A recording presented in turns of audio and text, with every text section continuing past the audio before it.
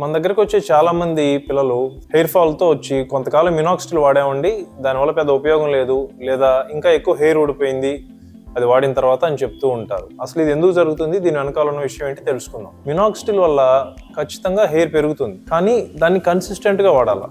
అంటే మనం BP sugar మందులు ఎట్లా వాడుతూ ఉంటామో అది కాన్స్టెంట్ గా వాడుతూ ఉంటే ఆ రిజల్ట్స్ అలా మెయింటైన్ అవుతూ ఉంటాయి. మనం ఎప్పుడైతే ఇది వాడటం కొంచెం హెయిర్ వచ్చిన తర్వాత ఓకే ఇంకా చాలా ఆపేస్తాము, ఇంకా తర్వాత మళ్ళీ హెయిర్ ఫాల్ మొదలయ్యి ఇంకా వర్సన్ అయ్యే ఛాన్సెస్ కూడా ఉంటాయి. దీన్ని రిబౌండ్ హెయిర్ ఫాల్ అంటాం. సో మినాక్సిడిల్ వాడేటప్పుడు ఈ విషయాన్ని ఎప్పుడు గుర్తుపెట్టుకోవాలి.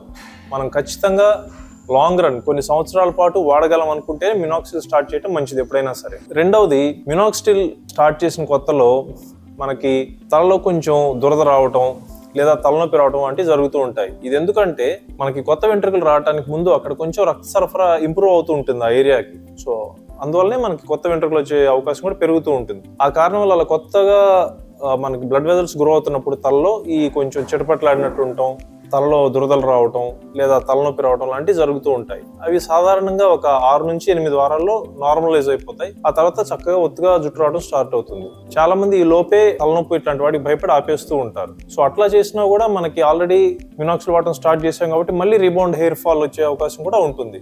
సో ఈ అన్ని విషయాలని గుర్తుపెట్టుకొని ఎప్పుడైనా మినాక్సిడిల్ వాడే ముందు ఖచ్చితంగా మనం కొన్ని సంవత్సరాల పాటు వాడగలం అనుకుంటేనే స్టార్ట్ చేయడం చాలా మంచిది.